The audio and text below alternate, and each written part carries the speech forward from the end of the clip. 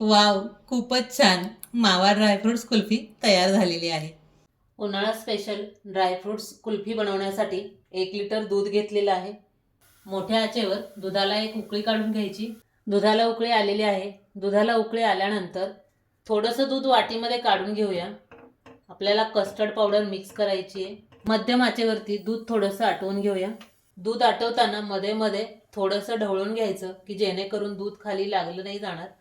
कुल्फी किंवा आईस्क्रीम बनवताना शक्यतो म्हशीचं दूध वापरायचं.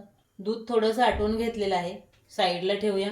100 ग्रॅम खवा मंद गॅसवर थोडासा भाजून घेऊया. 2 मिनटं खवा छान परतला गेलाय.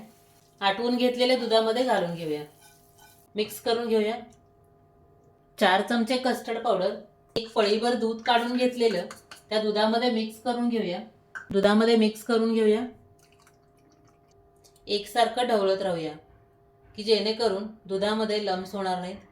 बारीक चॉप केलेले पिस्ता 1 चमचा, चॉप केलेले बदाम 1 चमचा, चॉप केलेले काजू 1 चमचा, 1 चमचा विलायची पावडर. व्यवस्थित मिक्स करून थोडा वेळ दूध आटवून घेऊया.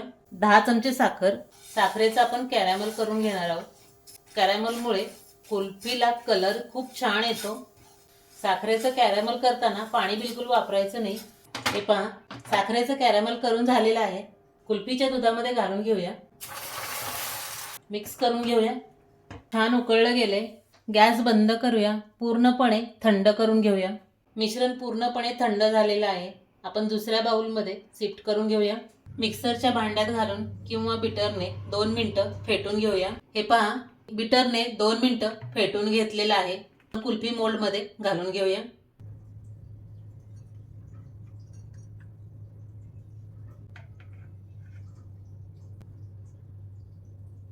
फ्रेश रॅपने कव्हर करून घेऊया.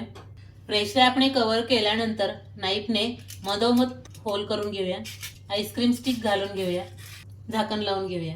याच पद्धतीने संपूर्ण कुल्फी मोल्ड आपण तयार करून घेऊया. 8 ते 10 तासांसाठी फ्रीजरमध्ये सेट करून घेऊया.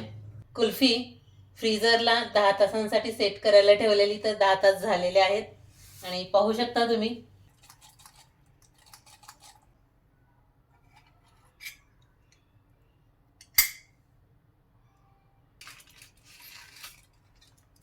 वाव, खूपच मस्त झालेली आहे.